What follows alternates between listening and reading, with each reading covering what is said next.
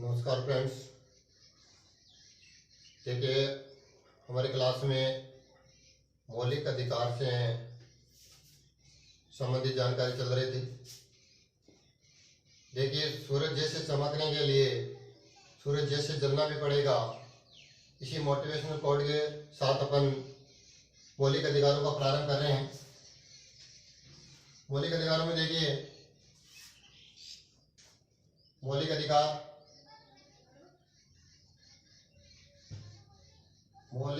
या fundamental rights. मौलिक अधिकारों में अपन ने कल समानता के अधिकार का उल्लेख कर लिया था। आज जो सेकंड नंबर पे है स्वतंत्रता का अधिकार। स्वतंत्रता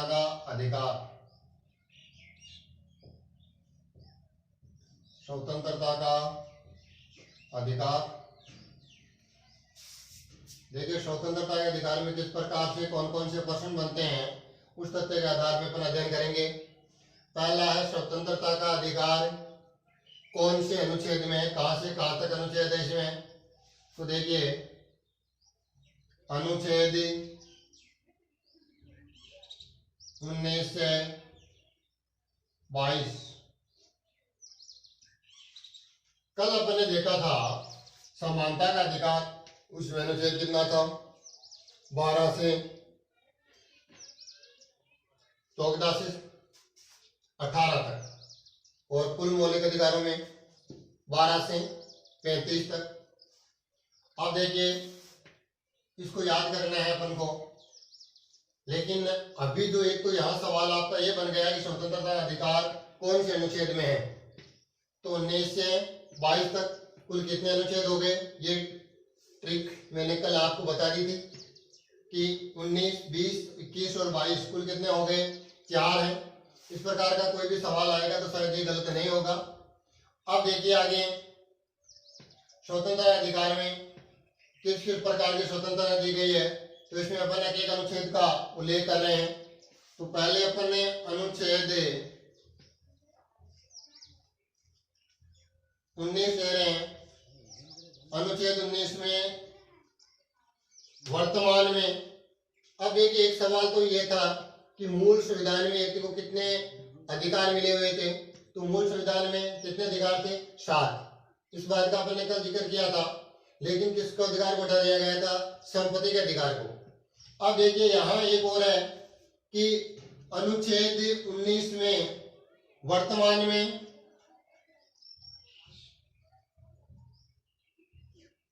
6 स्वतंत्रताएं हैं। कितनी स्वतंत्रताएं दी गई है, 6 स्वतंत्रताएं दी गई है। जबकि पहले कितनी थी, 7 थी। वही संपत्ति वाली है, लेकिन कहाँ है, इसी अनुच्छेद में इसके अनुच्छेद के अलग अलग भाग किए हुए हैं। जैसे देखिए, अनुच्छेद 19 क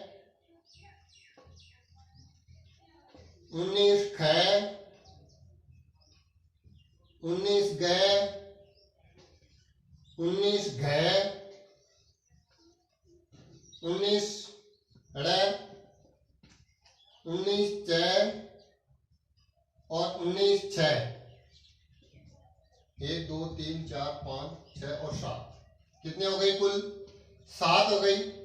अब देखिए 7 में अलग अलग जिक्र दिया गया है, किसमें क्या है। वर्तमान में इससे संबंधित सवाल पूछा जाता है कि 6 में है, 6 में है, या फिर इसको क्या लिख सकते हैं अपन, इसी को A, B, C, D, E, F और G, इस प्रकार से भी लिख सकते हैं अपन। अब देखिए आगे इसमें क्या क्या दिया गया है। इसके लिए कि मैंने आपके लिए मेहनत करके एक ट्रिक बनाई है।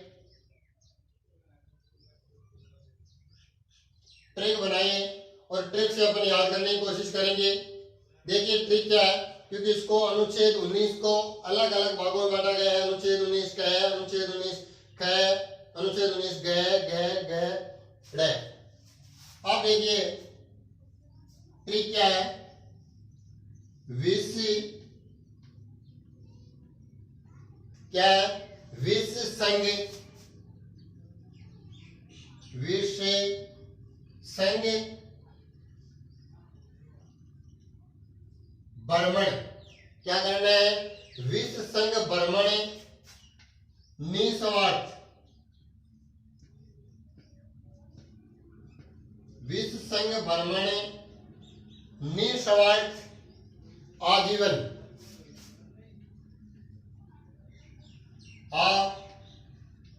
जीवन अपन किसी के साथ में कहते हैं ना, हम उसके साथ भ्रमण पे जाएंगे, उसके साथ रहेंगे, निस्वार्थ अर्थात उसे हमारे को किसी प्रकार कोई स्वार्थ नहीं है।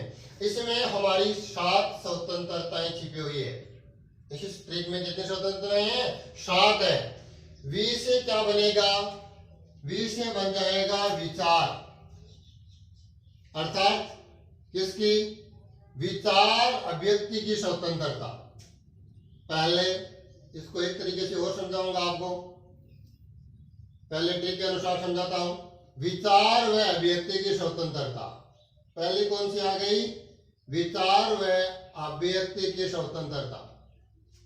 उसके बाद में नेक्स्ट क्या आ गई, स से क्या हो जाएगा, सम्मेलन, क्या हो जाएगा, सम्मेलन, सम्मेलन। और संघ से संघ दिया हुआ है, कोई समस्या नहीं है। संघ से क्या है, संघ या संगठन, संघ या संगठन या समूह, या समूह। इसके बाद में भ्रमण से भ्रमण है, भ्रमण से क्या है, भ्रमण है, भ्रमण से भ्रमण हो गया। नी से क्या बन गया, निवास, नी से क्या बन गया, निवास, नी से क्या बन गया, निवास। और स्वार्थ पाता है आपको, एक समय आप देखते हो कि जहां आपके पैसों की बात आती है व्यक्ति के, तो कहीं ना कहीं उसमें क्या आ जाता है, स्वार्थ आ जाता है। तो स्वार्थ से क्या हो गया, संपत्ति, स्वार्थ से क्या हो गया, संपत्ति का अधिकार। और आजीवन, आजीवन का मतलब क्या हो गया, आजीविका, आजीवन का मतलब क्या हो गया, आजीविका, आजीविका। अब इसको आपको समझाते हूं मैं, ये हो गया आपके पूरे 7। लेकिन सर आपने तो अभी 1 2 3 4 5 6 और 7, सर आपने तो अभी यहां लिखा था कि 19 अनुच्छेद 19 में वर्तमान में 6 स्वतंत्रताएं हैं, फिर कितने बता दिया आपने, 7 बता दी। तो देखिए यहां से आपको क्या करना है, पहले विचार आया, अर्थात अपन को विचार व्यक्त करने की क्या है, स्वतंत्रता है, अपन अपने विचार व्यक्त कर सकते हैं। इसके बाद में जब विचार आया, एक तरीका बता रहा, तो विचार आता है किसका, सम्मेलन करने का, अर्थात अपन अस्त्र शस्त्र रहित, ये ध्यान रखना है, अस्त्र शस्त्र रहित क्या कर सकते हैं, सम्मेलन कर सकते हैं, सभा कर सकते हैं। जहां सभा की अपन ने एक स्थान पे, तो क्या बन गया, संघ बन गया, एक हमारा संगठन बन गया, एक हमारा समूह बन गया। और समूह में अपन एक समूह बनाया, और समूह से अपन क्या कर रहे हैं, अर्थात इसका मतलब क्या हो गया कि अपन शांतिपूर्ण कहीं पर भी सम्मेलन कर सकते हैं। इसके बाद में संघ, संगठन, समूह, अर्थात इसमें यह दिया गया है कि जैसे अपन ने इसमें राजनीतिक दल बना सकते हैं, क्या बना सकते हैं, राजनीतिक दल बना सकते हैं। ये आपको कमेंट बॉक्स में उत्तर देना है कि वर्तमान में कितने राष्ट्रीय राजनीतिक दल हैं।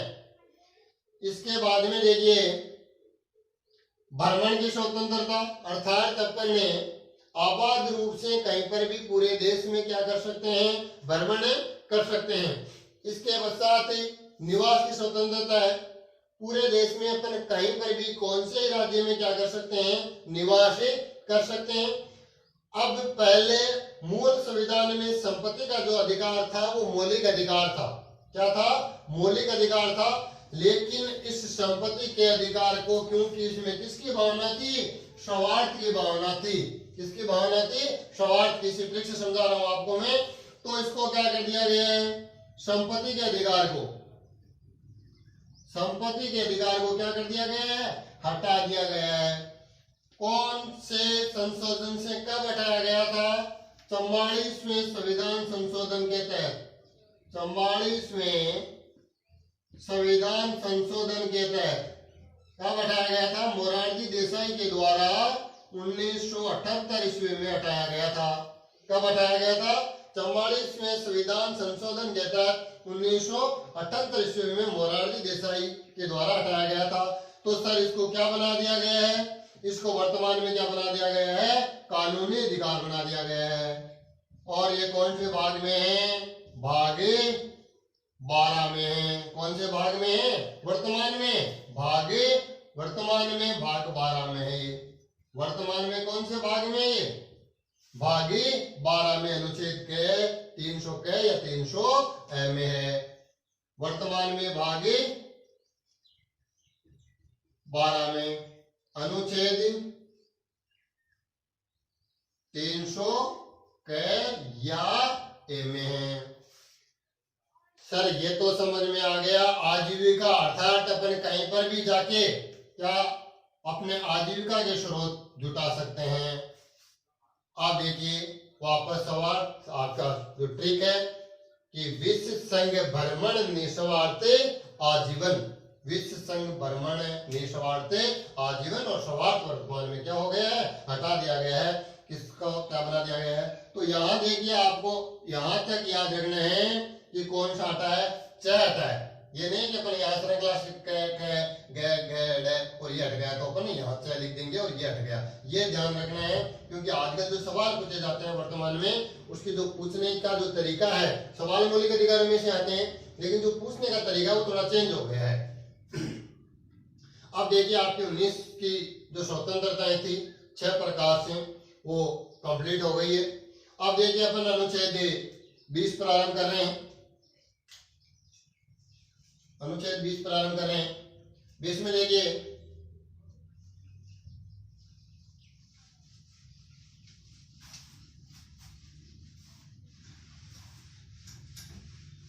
अनुच्छेद 20 में क्या दिया गया है सर? देखिए अनुच्छेद 20 में 2 स्थिति के संरक्षण में अधिकार दिए गए हैं। क्या दिए गए हैं? 2 स्थिति के संबंध में संरक्षण में अधिकार दिए गए हैं। सर 2 स्थिति संरक्षण क्या होता है? देखिए 3 प्रकार से। कितने प्रकार से? 3 प्रकार। इसमें 3 बातें बताई गई है। कौन कौन सी बातें बताई गई है? देखिए अनुच्छेद 20, अनुच्छेद 20, अनुच्छेद 20 में क्या क्या दिया गया है?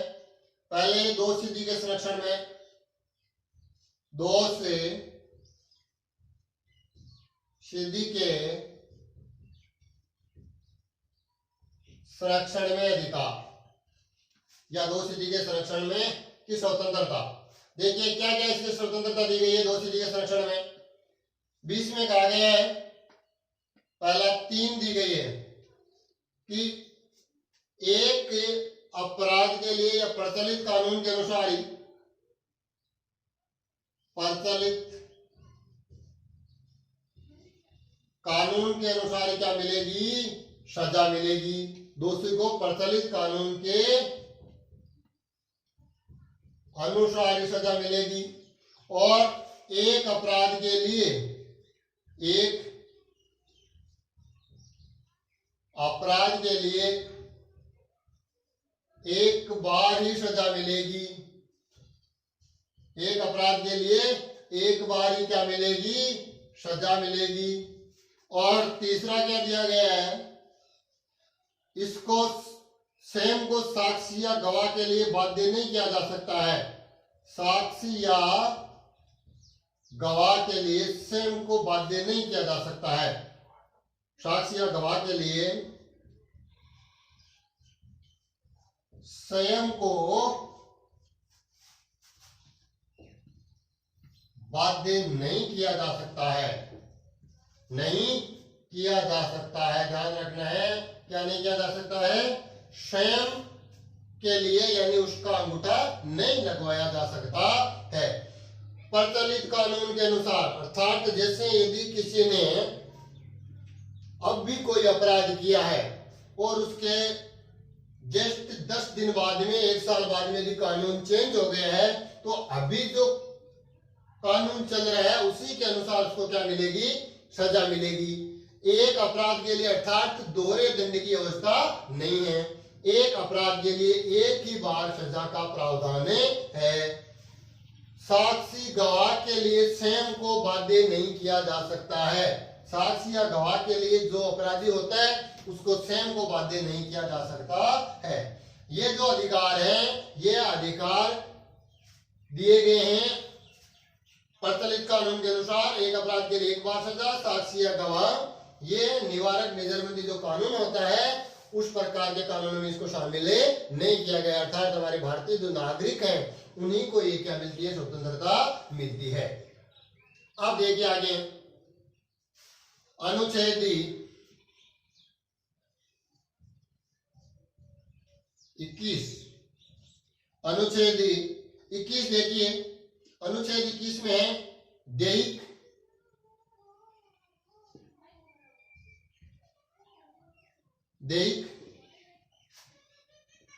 व जीवन का अधिकार। इसकी परिभाषा दी गई थी 1978 में मेनका गांधी विवाद में, जिसमें दी गई थी कि व्यक्ति अपनी गरिमा के लिए, इसमें इसको शिक्षा को भी शामिल किया गया था। ये जो है आपातकाल में भी भंग नहीं होता है। 2 अनुच्छेद ऐसे हैं, अनुच्छेद 20 और अनुच्छेद 21, जो आपातकाल में भी क्या नहीं होते हैं? भंग नहीं होते हैं। लेकिन शर्त एक है कि यदि आपको दोनों अनुच्छेदों में से दोनों अनुच्छेद दिए गए हैं और वो अलग अलग दिए गए हैं, जैसे अ में 21 दे दिया, ब में 20 दे दिया, कि कौन सा अनुच्छेद आपातकाल में भी भंग नहीं होता है, तो उस कंडीशन में आपको क्या करना है? अनुच्छेद 21 करना है। और यदि 21 न हो तो कौन सा आएगा? 20 आएगा। अब देखिए, इसमें अनुच्छेद 21 क में अनुच्छेद 21 क जोड़ दिया गया है। कब जोड़ दिया गया है? 86वां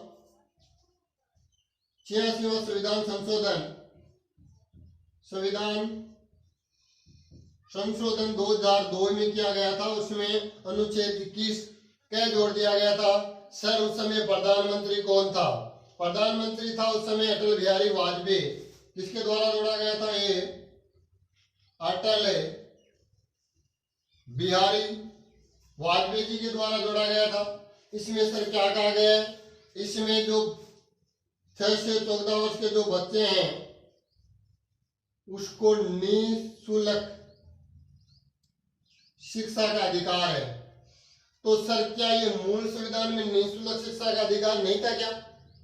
बिल्कुल था, लेकिन ये कहा था निःशुल्क शिक्षा का जो अधिकार था, ये सर पहले कहा था, ये पहले अनुच्छेद 45 में शामिल था।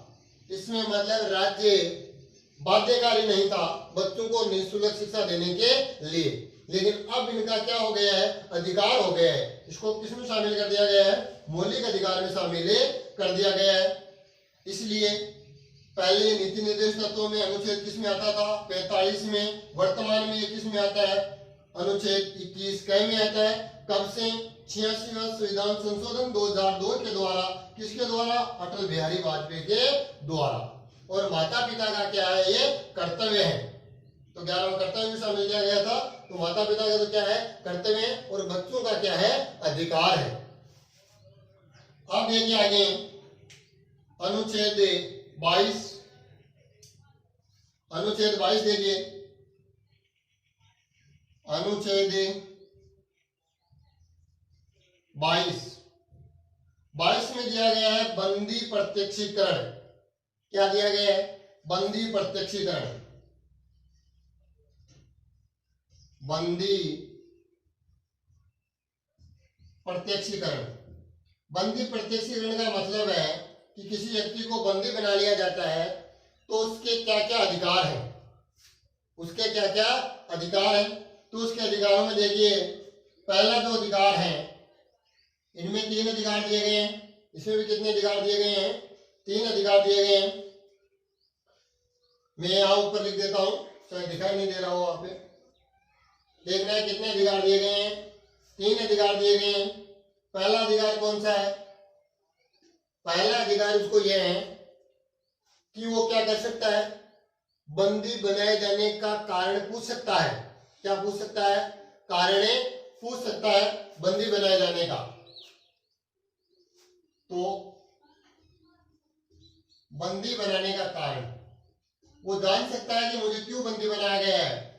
बंदी बनाने का कारण जान सकता है। और क्या कर सकता है वो? यदि उसको बंदी बना लिया गया तो वो क्या करेगा? मान लो पहले आगे गिरफ्तार करने के लिए तो उसको गिरफ्तारी वारंट दिखाना आवश्यक है। उसके बाद में क्या है? 2 नंबर पे यहां से वो चाहेगा यदि गिरफ्तार कर लिया तो वो क्या ले सकता है? कानूनी सलाह ले सकता है। कानूनी सलाह ले सकता है या क्या कर सकता है? वकीले कर सकता है। नंबर 3 इसका क्या अधिकार है कि उसको 24 घंटे के अंदर अंदर, कितने घंटे के अंदर अंदर? 24 घंटे के अंदर अंदर, 24 घंटे के अंदर अंदर न्यायालय में पेश करना होगा। किसमें पेश करना होगा? न्यायालय में पेश करना होगा। ये किसके तहत है? अनुच्छेद 22 के तहत। किस प्रकार की? बंदी प्रत्यक्षीकरण का अधिकार है। कितने अधिकार मिले हुए हैं? 3 अधिकार है कि बंदी बनाए जाने वाला व्यक्ति अपने को बंदी बनाए जाने से संबंधित क्या कर सकता है? कारण पूछ सकता है। और फिर वो क्या कर सकता है? कानूनी सलाह या वकील कर सकता है। और 24 घंटे के अंदर अंदर उसको किसमें, कहां पेश करना होता है? न्यायालय में पेश करना होता है। अब देखिए नेक्स्ट जो अधिकार आता है हमारा, वो देखिए 2 अधिकार पढ़ लिए अपन ने। समानता का अधिकार और क्या पढ़ा? स्वतंत्रता का अधिकार। क्या पढ़ा? स्वतंत्रता का अधिकार। अब देखिए आगे का जो अधिकार आता है वो अपन ने कल ट्रिक बताई थी। उसके अनुसार कौन सा आएगा? शोषण के विरुद्ध अधिकार। कौन सा आएगा? शोषण के विरुद्ध अधिकार। शोषण के विरुद्ध अधिकार।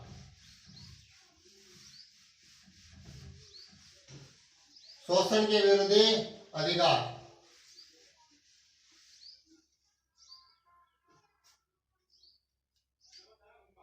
शोषण के विरुद्ध अधिकार।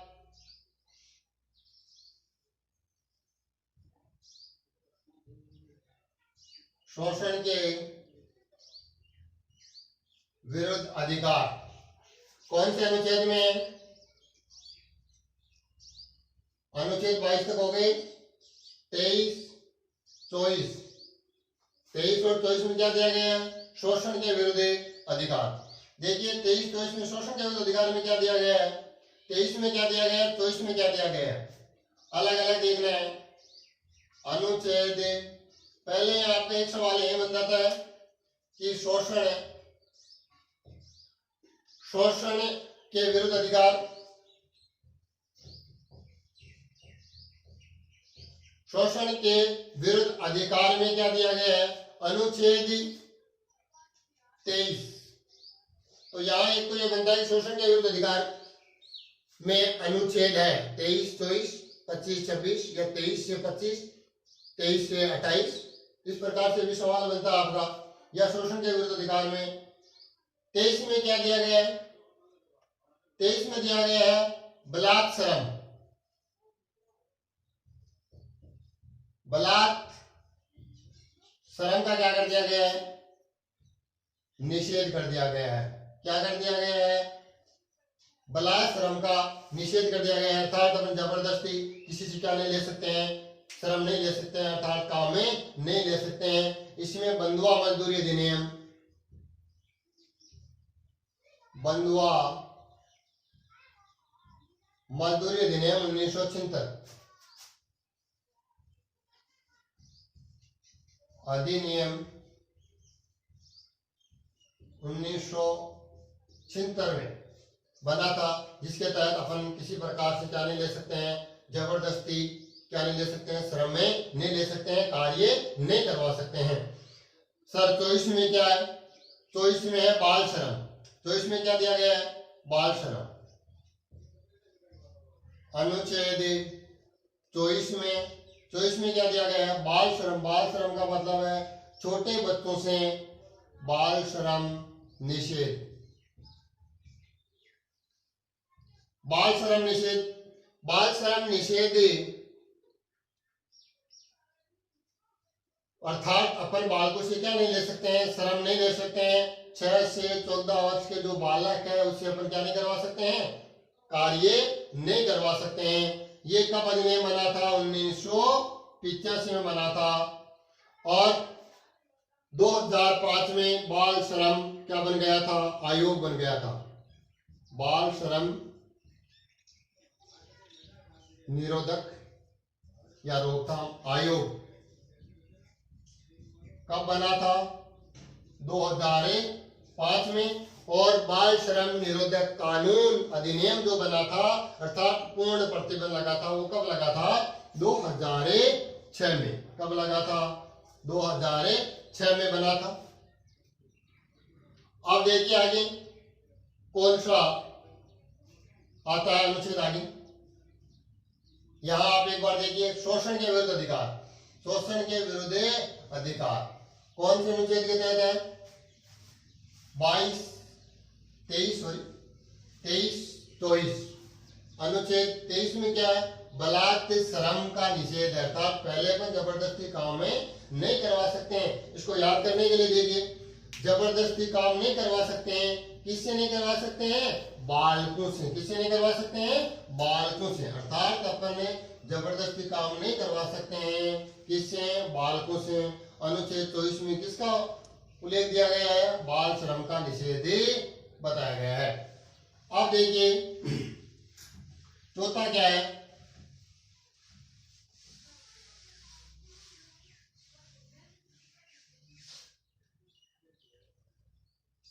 धार्मिक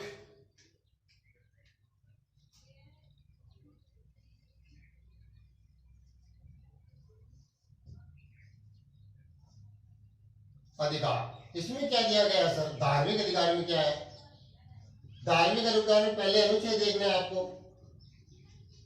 अनुच्छेद कितने, 25 तक उसमें हो गए, तो इस तक 25 से कितने हो गए, 28। अनुच्छेद 25 से 28, इसका भी अपन अलग अलग जिक्र करेंगे। धार्मिक स्वतंत्रता अधिकार का, धार्मिक स्वतंत्रता अधिकार में देखिए पहला अनुच्छेद 25 में क्या दिया गया, और ये सवाल आया था आपके पिछली जो रिट हुई थी, उस रिट में सवाल आया था। अभी मैं आपको बताऊंगा किस प्रकार से उसमें पूछा गया था। अनुच्छेद 25, अनुच्छेद 26, अनुच्छेद 27 और अनुच्छेद 28। देखिए एक सूत्र के द्वारा इसको हल कर रहे हैं अपन, कोशिश कर रहे हैं समझने की। ध्यान पूर्वक देखिए कैसे है। अनुच्छेद 25 अंतः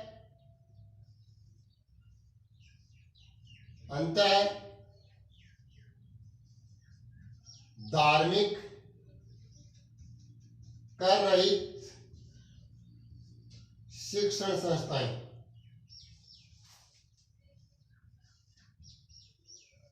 शिक्षण संस्थाएं, ये ट्रिक हो गई इसकी। अंतः धार्मिक कर रही शिक्षण संस्थाएं, अर्थात अंतःकरण की स्वतंत्रता। ये क्या है, अंतःकरण की स्वतंत्रता। व्यक्ति क्या कर सकता है, कोई से भी धर्म को मान सकता है, अपने अनुसार जिस धर्म की वो पालना करना चाहता है उस धर्म को मान सकता है। तो उसमें पूछा गया था कि अंतःकरण की स्वतंत्रता है, अंतःकरण की स्वतंत्रता किसमें दी गई है, तो किसमें दी गई है, ध्यान रखना है, किसमें दी गई है, अनुच्छेद 25 में। किसमें दी गई है, अनुच्छेद 25 में। पहले अपन मान ले और समझाने का तरीका कि अपन पहले 25 के अनुसार क्या कर रहे हैं, धार्मिक स्वतंत्रता में अंतःकरण, अपन कोई से भी धर्म को अपने मन से मान सकते हैं। इसके बाद क्या करेंगे अपन, अंतःकरण अपने मन से हो गया तो अपन कोई सा भी धर्म क्या कर सकते हैं, धर्म का प्रचार प्रसार कर सकते हैं। लेकिन एक ध्यान रखना है, उसमें राज्य का किसी प्रकार का कोई सहयोग नहीं होना चाहिए। धार्मिक स्वतंत्रता,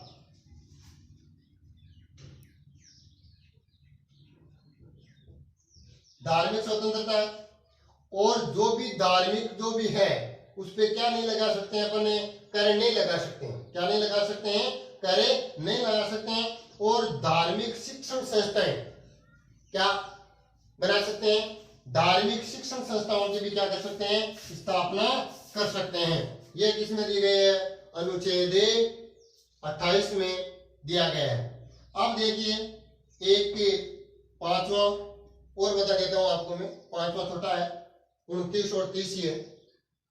देखिए पांचवा है शिक्षा व संस्कृति संबंधी अधिकार। शिक्षा व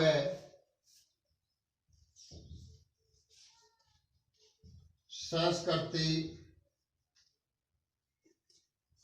संबंधी अधिकार कौन से अनुच्छेद में है, अनुच्छेद 29, 30। 29 में क्या दिया गया है, देखिए 29 और अनुच्छेद 30। 29 में दिया गया है कि भारत के प्रत्येक नागरिक को, भारत के प्रत्येक नागरिक को अपने धर्म व संस्कृति का प्रचार प्रसार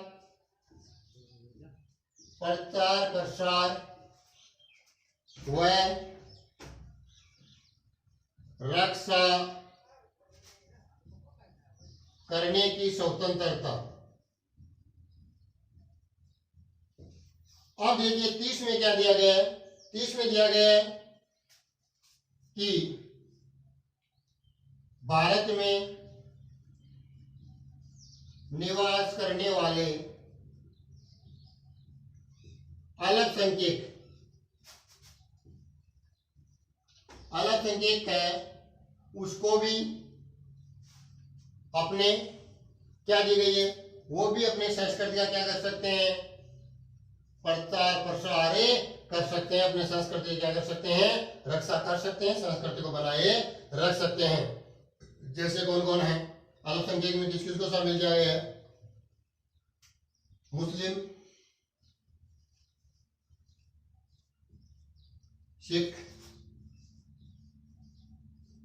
ईसाई, फारसी, बौद्ध